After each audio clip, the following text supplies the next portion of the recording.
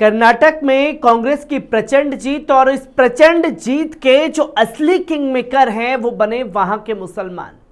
जहां हिंदू मुस्लिम की सियासत की जाने लगी तो उस नफरत को आईना दिखाने का काम कर्नाटक के मुसलमानों ने किया और कर्नाटक के मुसलमानों ने कांग्रेस से किए अपने वादे को पूरी तरीके से निभाया, जिसके चलते आज ये प्रचंड जीत जो है वो कांग्रेस को मिल पाई। और अब इस प्रचंड जीत का जो कांग्रेस से वादा मुसलमानों ने निभाया है, तो इसी बीच अब कांग्रेस को मुसलमानों से किए गए अपने वादे को निभाना चाहिए, जिसकी शुरुआत और इसकी पहली तस्वीर जो है वो कर्नाटक चुनाव से सामने आ चुकी है, जहां मुस्लिम नेता की तरफ से यह कहा गया है कि अब कर्नाटक में एक उप मुख्यमंत्री जो है वो मुस्लिम को बनाना चाहिए, तो वहीं 5 मंत्रालय भी मुसलमानों को दिए जाने चाहिए, जिसकी तस्वीरें लोगों के सामने आई है और इस खबर ने आते ही खलबली मचा दी है। आपको बता दें कि कर्नाटक में कांग्रेस की प्रचंड जीत के साथ ही मुख्यमंत्री पद को लेकर मंथन शुरू हो गया है। डीके शिवकुमार और सिद्धरमैया आज दिल्ली में शीर्ष नेतृत्व से मुलाकात करेंगे। जल्द ही स्थिति साफ हो जाएगी कि कर्नाटक में मुख्यमंत्री पद की कमान कौन संभालेगा।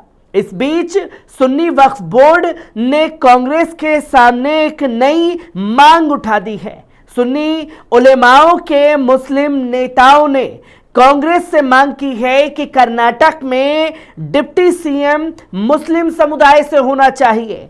इतना ही नहीं, बोर्ड से और से कई अहम मंत्री पद भी मुस्लिम समुदाय से देने की मांग की गई है, जिसको लेकर के एक खलबली मचाने का काम जो है वो कर दिया गया है। जहां कर्नाटक वक्फ बोर्ड के चेयरमैन शफी सादी ने कहा कि हमने चुनाव से पहले ही कहा था कि डिप्टी सीएम मुस्लिम समुदाय से होना चाहिए, तो वहीं उन्होंने मांग की कि 5 मुस्लिम विधायकों को सरकार में शामिल भी किया जाना चाहिए।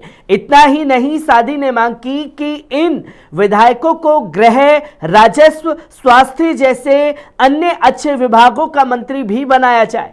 सादी ने यह भी कहा कि चुनाव ने पहले हमने कांग्रेस से 30 सीटें मुस्लिम उम्मीदवार को देने की मांग की थी। कांग्रेस ने 15 सीटों पर मुस्लिम उम्मीदवार उतारे। इनमें से 9 उम्मीदवारों ने अपनी जीत का परचम लहराया है।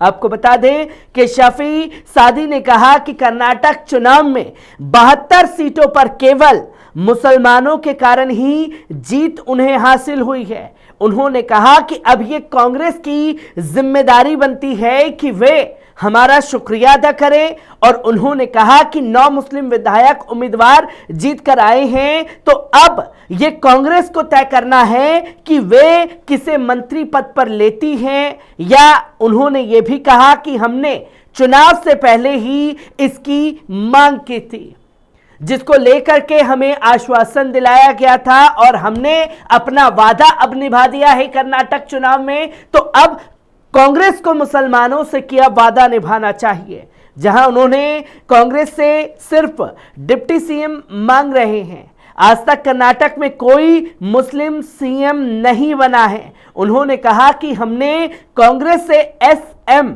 कृष्णा के कार्यालय की तरह 5 मुस्लिम मंत्री के एक डिप्टी सीएम की मांग की है। उन्होंने यह भी कहा कि आदर्श रूप से एक मुस्लिम मुख्यमंत्री होना चाहिए, क्योंकि कर्नाटक के इतिहास में कभी कोई मुस्लिम मुख्यमंत्री नहीं रहा और राज्य में 90 लाख मुस्लिम आबादी है, जो कि एक बड़ी आबादी है। और कांग्रेस को सीट मुसलमानों के दम पर 72 सीटों पर मिली है, जहां उन 72 सीटों पर कांग्रेस मुस्लिम जो हैं अपना अच्छा होल्ड रखते हैं, और वो 72 की 72 सीटें जो हैं वो कांग्रेस की झोली में गई हैं, जिसको लेकर के मांग उठी हुई है।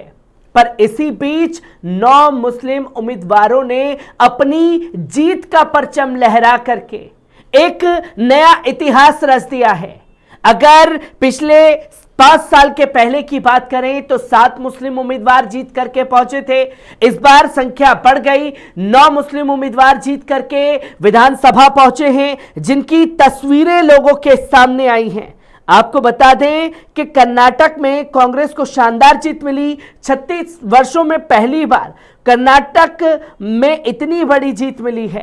कांग्रेस ने 136 सीटों पर जीत दर्ज की है, वहीं बीजेपी को 65 सीटें मिली, जेडीएस को 19 सीटें मिली, निर्दलीय को 4 सीटें मिली। दरअसल 10 मई को राज्य की 224 सीटों पर 38 साल के दौरान राज्य में सत्ता बदलने का इतिहास रहा है, जो इस बार भी जारी है। 2018 के विधानसभा चुनाव में बीजेपी को 104 और कांग्रेस को 78 सीटें मिली थी। जनता दल सेकुलर को 37 सीटों पर जीत दर्ज मिली थी। तो वहीं कर्नाटक में इस बार जिस तरह से धार्मिक ध्रुवीकरण किया गया, जो दांव खुल करके खेला गया, ऐसे में सभी की नजरें राज्य की मुस्लिम बहुल सीटों पर टिकी हुई थी, जहां मुस्लिम उम्मीदवारों की बम्पर जीत भी हुई। दरअसल कर्नाटक में मुसलमानों की आबादी करीब 13% है। राज्य में लगभग 20 से 23 विधानसभा क्षेत्रों में मुस्लिम वोट काफी महत्वपूर्ण किरदार निभाते हैं। मुस्लिम समुदाय से पिछली बार 7 विधायक चुनाव जीत कर आए थे, वो सभी कांग्रेस पार्टी से थे। कांग्रेस और जेडीएस दोनों पार्टियों ने अपने मुस्लिम उम्मीदवारों को उतारा था, लेकिन मुस्लिम बनाम मुस्लिम की लड़ाई नहीं बन सकी थी, जिसको लेकर के तमाम तस्वीरें सामने आई थी।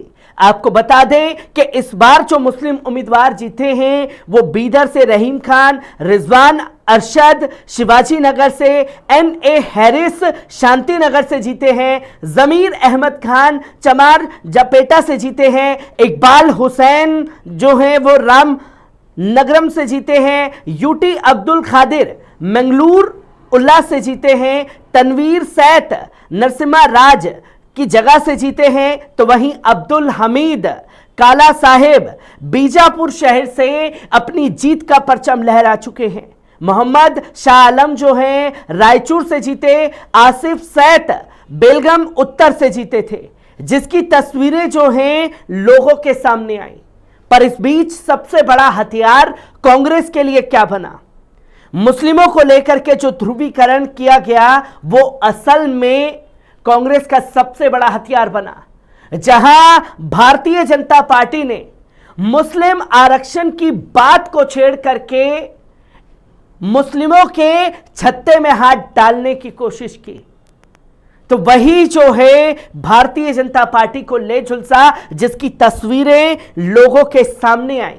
आपको बता दें कि 224 विधानसभा सीटों वाले कर्नाटक में बीजेपी को बड़ा नुकसान हुआ है। दक्षिण भारत में एकमात्र राज्य जहां बीजेपी की सरकार थी वो भी अब उनसे छिन गई। दक्षिण भारत में बीजेपी का सुपड़ा साफ हो चुका है। इस चुनाव में कई ऐसे मुद्दे रहे जिसने बीजेपी को बड़ा नुकसान पहुंचाया। उसमें से एक मुद्दा था मुस्लिम आरक्षण का खत्म करने का। कर्नाटक में मुस्लिम की आबादी 13% से ज्यादा, राज्य में लगभग 20 से 23 विधानसभा सीटों पर मुस्लिम वोट काफी महत्वपूर्ण किरदार निभाते हैं। मुस्लिम समुदाय से पिछली बार केवल 7 विधायक जीते थे, तो इस बार 9 जीते हैं। 8 सीटों पर कांग्रेस के मुस्लिम उम्मीदवार काफी आगे निकल गए, जहां उन्होंने 55,000, 60,000, 70,000 के वोटों से इस जीत का परचम लहराया। साफ नजर आ रहा था कि इस बार भी कर्नाटक में मुस्लिमों ने कांग्रेस का ही साथ दिया और इसमें बहुत हद तक चुनाव से ठीक पहले बीजेपी की आरक्षण को लेकर फैसले ने भी कांग्रेस का बड़ा मजबूती से साथ दिया, जो कि भारतीय जनता पार्टी की हार का सबब बना। जहां मुसलमानों ने अपने वादे के अनुसार कांग्रेस को सत्ता में कर्नाटक में ला दिया है और अब कांग्रेस किस तरीके से मुसलमानों से किए अपने वादे को निभाएगी, यह सबसे बड़ी तस्वीर कुछ ही दिनों में देखने की सामने आ जाएगी। हर एक तस्वीर से आपको रूबरू कराता रहूंगा। दीजिए इजाजत, शुक्रिया।